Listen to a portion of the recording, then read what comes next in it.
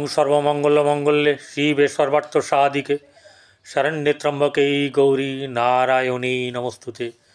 সৃষ্টিস্থিতি বিনাশানং শক্তিভূতে সনাতনী গুণাশ্রয়ে গুণময়ে নারায়ণী নমস্তুতে। জয় বড় মায়ের জয়, জয় মহাদেবী মহামায়ার জয়। প্রত্যেকের জীবন সুন্দর হোক, আনন্দময় হোক, প্রত্যেকের দুধে ভাতে থাকুন শ্রী শ্রী পদ্মাবতী মায়ের কৃপায় এবং বড় মায়ের কৃপায় আপনাদের সকল মনস্কামনা পূর্ণ হোক এই প্রার্থনা করি। প্রত্যেক দিনের মতন আজকের এই ফেব্রুয়ারি মাসের রাশিফল বর্ণনা করা হয়েছে। আজকে তার অন্তিম চরণ, সেটা হচ্ছে গিয়ে তুলা রাশি।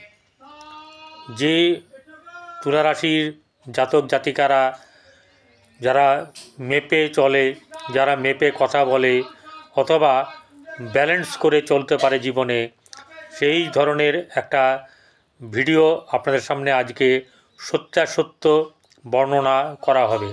যা আছে তাই বলবো না, আমার কাউকে লোভ দেখানো। আমি কাউকে জন্মকুণ্ডলী বিচার করতে বসে লোভ দেখাই না, কারণ আমি গোচর ফল বিচার করি, কারোর পার্সোনাল জন্মকুণ্ডলী আমি বিচার করি না। এই রাশি ছাড়া, চন্দ্র ছাড়া আরও তো 8টা গ্রহ আছে। আমি তো জানি, আমি কি জানি বলুন আপনার কোথায় কি আছে না আছে?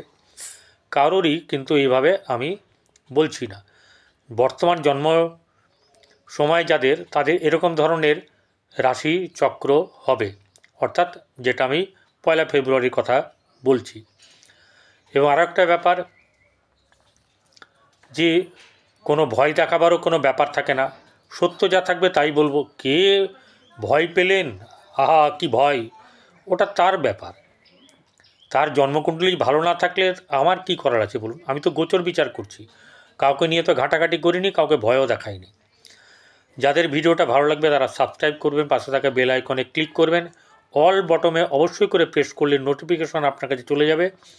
আপনার সঙ্গে আমার সম্পর্ক ঠিক অবশ্যই করে থাকবে।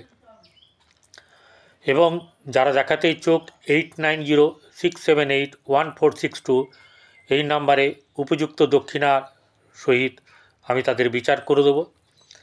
যাদের ভালো লাগবে, কাউকে প্রতিকার নিয়ে কাউকে আমি জোরাজুরি করি না। আমার ফিজটা যেটা লাগবে সেটা লাগবেই, ঠিক আছে? কে প্রতিকার নিলেন, কোথায় করলেন কি করলেন না, ও নিয়ে আমার মাথা ব্যথা নেই। আর যদি পছন্দ না হয়, আপনি অন্য জায়গাতেও আপনার কাউকে পছন্দ মতন জায়গায় দেখিয়ে নেবেন। যাই হোক, ফেব্রুয়ারি মাস শুরু হচ্ছে শনিবার দিন। সেদিনকে বাংলার 18ই মাঘ, শুক্লপক্ষের তৃতীয়া তিথি। ওই দিনেই শনি এবং চন্দ্র সংযোগ হবে। অর্থাৎ প্রথমে যেটা বলেছিলাম, কারো যদি জন্ম হয় ওরকম সময়ে, তাহলে তার শনিচন্দ্র সংযোগ, অর্থাৎ 7:30-তে জন্ম হবে।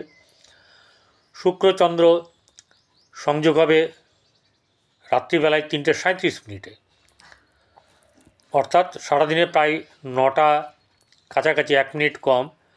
আপনার সেই অবধি কুম্ভে থাকবে চন্দ্র শনির সঙ্গে, তারপরে চলে যাবে মীন রাশিতে। মীন রাশিতে কোথায় বসে আছে সেটা একটু পরে আলোচনা করছি। রবি মকর রাশিতে আছে, 13ই ফেব্রুয়ারি কুম্ভ রাশিতে চলে যাবে এবং সেদিন থেকে তার কাজ শুরু হবে। চন্দ্র কুম্ভ রাশির পূর্ব ভাদ্রপদ্র নক্ষত্র থেকে যাত্রা শুরু করবে এবং ফেব্রুয়ারি মাসের 28 তারিখ পর্যন্ত ওই কুম্ভ রাশিতেই অমাবস্যা তিথিতে শতবিশা নক্ষত্রে যাত্রা তার শেষ করবে।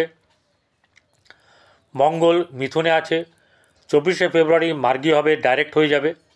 তখন থেকে ভালো ফল এই জাতক জাতিকারা পেতে থাকবেন। বুধ 11ই ফেব্রুয়ারি 12:55 মকর থেকে কুম্ভে চলে যাবে, অর্থাৎ শনি যেখানে আছে সেখানে চলে যাবে, রবি তার পরের দিনে যাবে। বৃহস্পতি, ওই বুধ আবার 27শে ফেব্রুয়ারি চলে যাবে আপনার মীন রাশিতে, গিয়ে নিচস্থ হয়ে যাবে। উচ্চস্থ আপনার হচ্ছে গিয়ে শুক্র, আর নিচস্থ আপনার বুধ। কিন্তু বুধ নিচস্থ হলেও আপনার খারাপ রেজাল্ট ওখান থেকে ওরকমভাবে পাবেন না। এবারে যেটা হচ্ছে গিয়ে বৃহস্পতি 4 ফেব্রুয়ারিতেই আপনার মার্গী হয়ে যাচ্ছে, অর্থাৎ ডাইরেক্ট হয়ে যাচ্ছে। তাহলে বৃহস্পতির জায়গাটা কিছুটা পজিটিভ হবে, কি হবে না পরে আসছি। শুক্র মীন রাশিতে উচ্চস্থ অবস্থায় আছে, শনি কুম্ভ রাশিতে, রাহু মীন রাশিতে, কেতু কন্যা রাশিতে অবস্থান করবে। যেসব নিয়ে আলোচনা হবে স্বাস্থ্য, অর্থ, গৃহ, গাড়ি বাড়ি সম্পদ, প্রেম, সন্তান, ব্যবসা, বৈবাহিক জীবন, ভাগ্য, কর্ম ও সফলতা।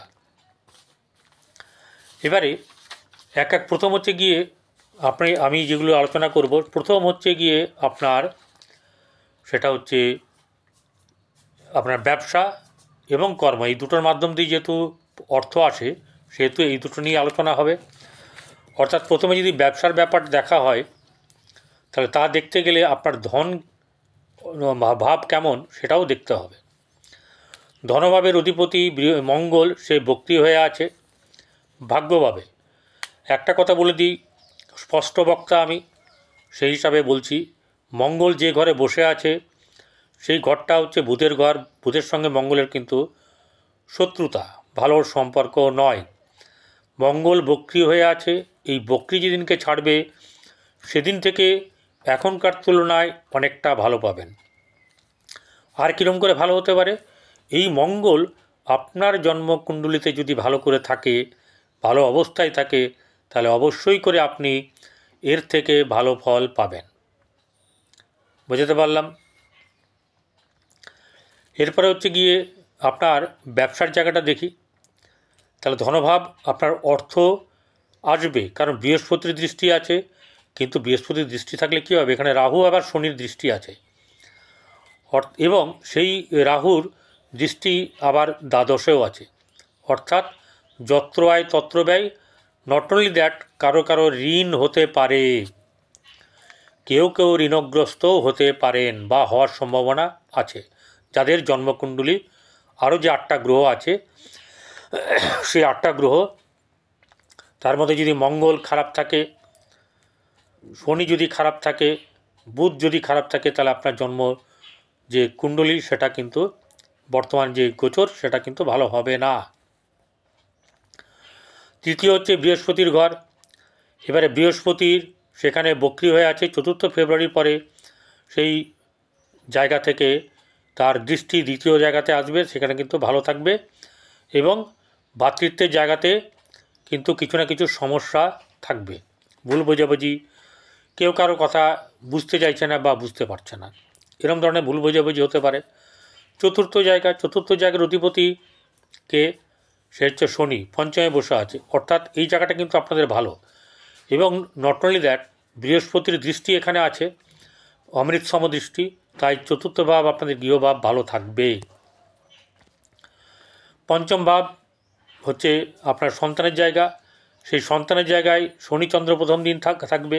সন্তানকে নিয়ে একটু চিন্তা হলেও পরবর্তীকালে সন্তানের ব্যাপারে আপনাদের কিন্তু সন্তান থেকে লাভবান, সন্তানের থেকে আপনার উন্নতি, এই ব্যাপারগুলো, সন্তানের উন্নতি, সব ব্যাপারগুলো কিন্তু দেখা দেবে এবং সেটা কিন্তু খারাপ নয়।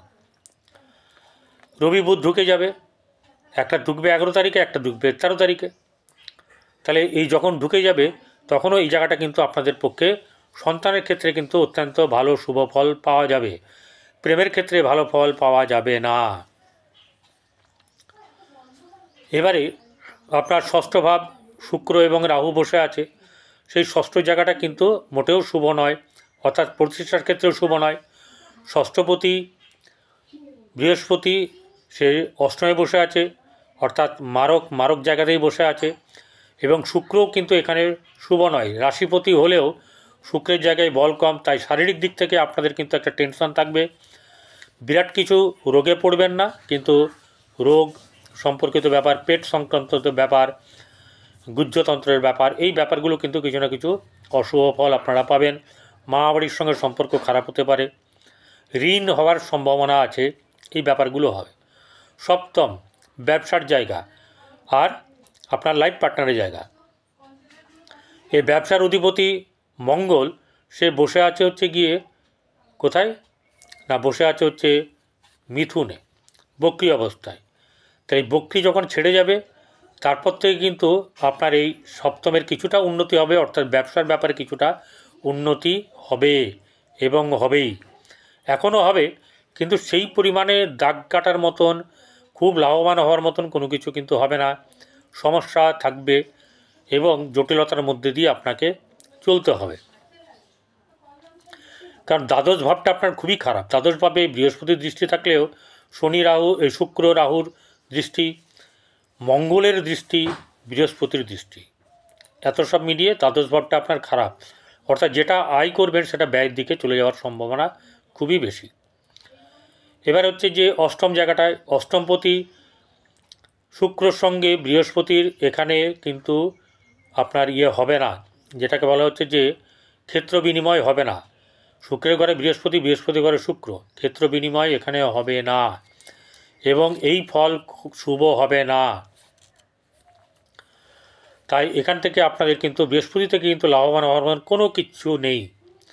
শুধু বৃহস্পতির দৃষ্টি যেহেতু আছে, অর্থাৎ যতটা খরচা হওয়ার কথা ছিল খুব 100 সেটা হয়তো 98, 99, 95, 70, 80% হবে। যেহেতু দ্বিতীয় জায়গায় দৃষ্টি দিয়ে আছে সেহেতু তার আপনার ধনাগম কিন্তু হবে, অর্থ আপনার আসবে। যেহেতু চতুর্থভাবে দৃষ্টি দিয়ে আছে সেহেতু চতুর্থ ভাব ভালো থাকবে, এইগুলো ভালো থাকবে। এরপরে ভাগ্যভাব, ভাগ্যের অধিপতি বুধ, সে বসে আছে বর্তমানে চতুর্থে। 11 তারিখে চলে যাবে হচ্ছে গিয়ে আপনার কুম্ভে। কুম্ভের শনির সঙ্গে বুধের সম্পর্ক ভালো, খারাপ হবে না, পঞ্চম নবম কানেকশন এখানে, তাই আপনার ভাগ্যভাব ভালো থাকবে। একটা জিনিস লক্ষণীয়, বুধ যদি আপনার জন্মকুণ্ডলিতে ভালো অবস্থায় থাকে, শনি যদি ভালো অবস্থায় থাকে কুণ্ডলিতে এবং মঙ্গল যদি ভালো অবস্থায় থাকে, তাহলে কিন্তু ভালো থাকবে। বিশেষ করে একটা কথা বলে দিই, আপনাদের এই দিনগুলো কিন্তু খুব একটা ভালো যাবে না। সেটা হচ্ছে গিয়ে আপনাদের অনেক চন্দ্র যখন আপনার চতুর্থ রাশি, অষ্টম এবং দ্বাদশ ভাব দিয়ে পাশ করবে, তখন কিন্তু আপনাদের মোটেও ভালো যাবে না। বুঝতে পারলাম? তো ষষ্ঠ ভাব যখন যাবে, এই অষ্টম ভাব অর্থাৎ বৃহস্পতির ওখানে যাবে, গজকেশরী যোগ হতে পারে, সেহেতু কিছু শুভ ফল পাবেন, কিন্তু সেই ধরনের ফল পাওয়া যাবে না, যেহেতু দশম ভাবের অধিপতি হচ্ছে চন্দ্র। তাহলে ভাগ্যভাবে বসে আছে বক্রী মঙ্গল, এই বক্রী মঙ্গল থেকে সেরকম কিছু সুবিধা পাবেন না।